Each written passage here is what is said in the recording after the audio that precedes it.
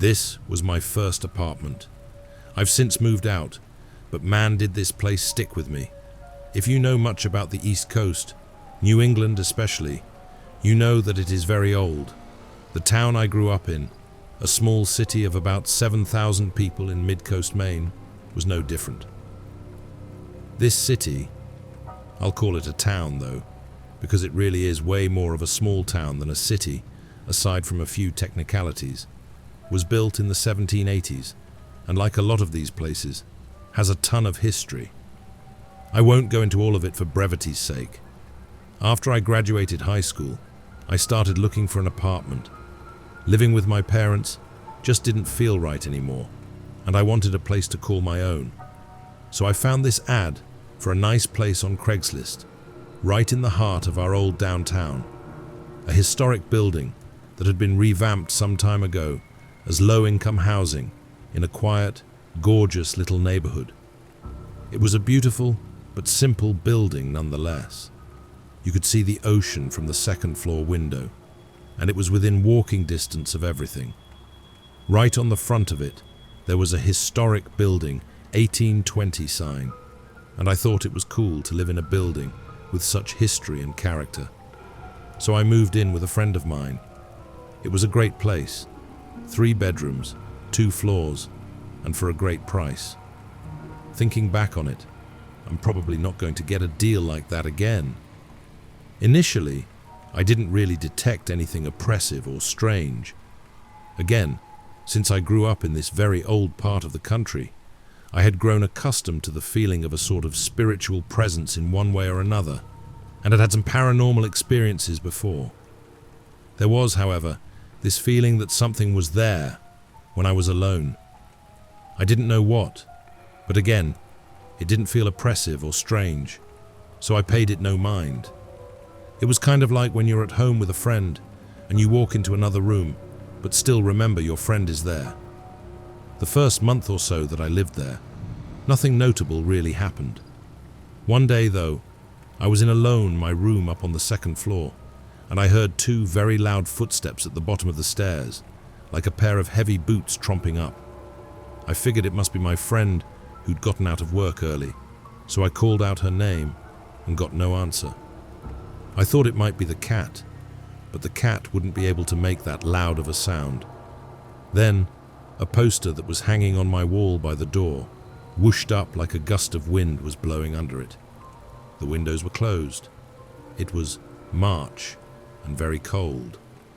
And within a second, a pickle jar that was sitting on my desk on the opposite side of my room flew, and I don't mean rolled off and fell on the ground, off of my desk and rolled across the floor. Needless to say, I was pretty freaked out, so I put on my shoes and went to tell my friend what happened. After this, nothing really happens for a while. The whole summer goes by, and it seems like maybe that'd be an isolated incident. I take the time to do a little research about this building and ask the landlords a bit about its history. I found out that this building was built by a ship captain in 1820 as a brothel for sailors. It went through a number of different changes. First, it was a brothel until the 1880s or so. Then, it was turned into a hotel. Then, a private family home. Then, an apartment building around the 1930s. The more I found out, the cooler I thought it was. I spoke with some of my neighbors about my experience, and they told me that they had had very similar experiences too. One neighbor told me that a man killed himself in one of the rooms up on the second floor, but didn't know which room. The summer was nice and calm, and whoever this ghost was may have just wanted me to know they were there. In the fall, though, things get really weird. My best friend decides to take a bedroom with me and my other friend. I feel like changing things up a bit, so I move into the other, smaller bedroom across the hall upstairs from my old one. My friend moves in, and immediately, and I don't know what it is, things kick up again. The room I moved into felt different, like it was cold and unwelcoming. It began around September when he moved in. I shut off my bedroom light to go to the bathroom, to save electricity. I'm cheap. And I come back to find my light on. Another of my best friends says the place feels weird and doesn't like being there. At a party, at some point in the fall, my friend goes up into my room and takes a nap after too many beers. He told me he felt cold and kind of creeped out, but was wicked drunk, so he didn't really care. When he wakes up, he finds a handprint on the outside of the window. Keep in mind, this is on the second floor. The only way you'd be able to get to this window would be with a 20-plus foot ladder. He was right creeped out, and he took a picture of the handprint print, then showed it to me. I told him that it was really weird, and that I'd experienced some paranormal stuff in this apartment. After this, the place continues to feel weird. The feeling in my bedroom grows and doesn't go away. It hasn't yet gotten to the point where it bothers me a whole lot, but it still is very weird. Halloween rolls around, and my best friends and I decide to throw a party. Naturally, an Ouija board gets whipped out, and we take it into my room. So, two of my best friends huddle around the Ouija board, and things get weird. One of my friends says he feels cold. He had never been in my room before, and keeps looking over his shoulder towards my closet, feeling like there's something there. My other friend says he keeps seeing something in my closet, and that a certain corner of the room feels cold and oppressive. The Ouija board spells out something that seemed like Nate or Nathan, but exactly what? I can't remember. After a while we stopped, all very spooked. The feeling in my room lingers. Around November, these strange twinkling lights begin to appear in my room by my door. I thought it could be my eyes playing tricks on me, but one of my friends tells me it could be spirits. This happens every night at one point. Little things continue to happen. Feeling like I am being watched, hearing footsteps, sometimes even voices in my room. The door would occasionally get nudged a little bit, and nothing would be there. I tell one of my more spiritual neighbors about what had been happening, and she tells me that at some point, an old man hung himself in my unit, but a very long time ago. Another friend of mine tells me that her aunt knew of a murder-suicide that took place in my building about 20 years ago. I figured that it'd explain a lot, so I scour the internet and find nothing about it.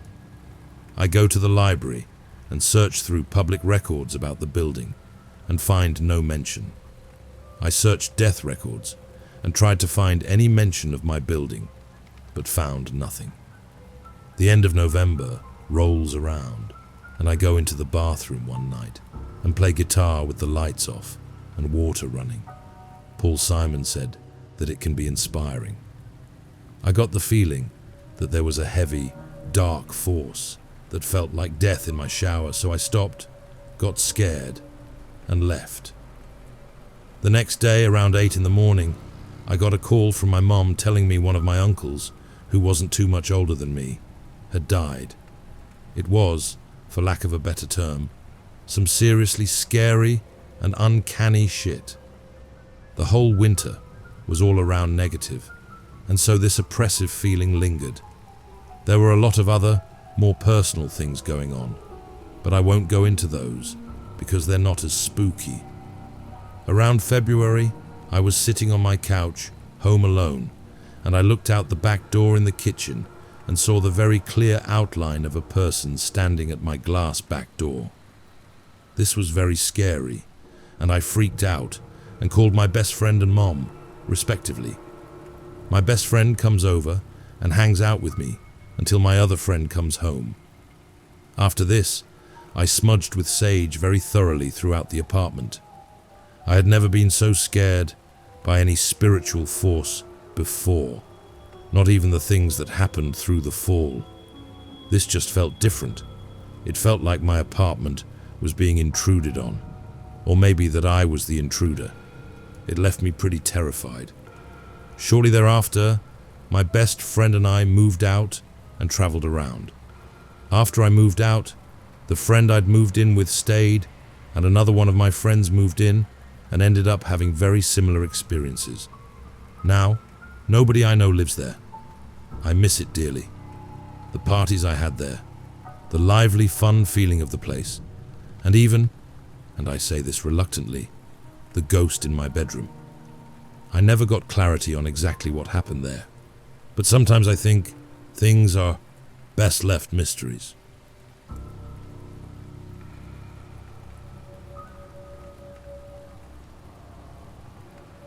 Many years ago, when I lived in Northern California, I was apartment hunting.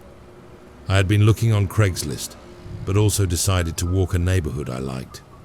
I saw a sign in a window of a fourplex saying there was an apartment for rent. My sister and I made an appointment to tour the place. It looked perfect on paper. 2 bedrooms, a backyard, and a big living room. My partner chatted with the landlord while I toured alone, checking out storage, the number of outlets, etc. I walked down a hall, past a bathroom to my right, and into a sunny bedroom on my left. There was a wall of built-in storage and closets from the 60s. I put my hand on the knob, and the second I touch it, my vision goes black, and in the middle is either a close-up of someone covered in blood, or muscle with no flesh covered in blood, just dark and red. I let go of the knob like it's hot, and my first thought is that I've been watching too many crime shows. For some reason, I say, "Hello," out loud. I open the closets, no bodies of course, and then slowly make my way back to the living room. Landlord and SO are still talking, but I'm not listening. I was looking down the hall, and I knew someone was standing there. Couldn't see it physically, but there was a tall man in a red flannel shirt and blue jeans, like a tall Al Borland. He's looking at me with curiosity. I got a strong, "Can you see me?" vibe. My partner loves the place, can't stop talking about it all the way home. I don't say anything other than I wasn't sure about it and was a little uncomfortable. That night, I dream about the apartment. It's in black and white. Same sunny room, and I'm just standing there. That's all I remember, but I woke up gasping, like the dramatic way people wake up from a nightmare in movies. As soon as I wake up, I calm down. The next day, I told my sister everything, but that it really is a great place, and that we should take it. I think it's all in my head. They call the landlord, and I can't hear him on the phone, but my sister looks at me sharply. They hang up. My sister says that the landlord felt that since we're taking place, he wanted to tell us that his brother recently died there of a heart attack in the hallway. I didn't care if I was being ridiculous. I said, "No way. Call back and tell them we aren't taking it. I'm too old for roommates who won't pay rent."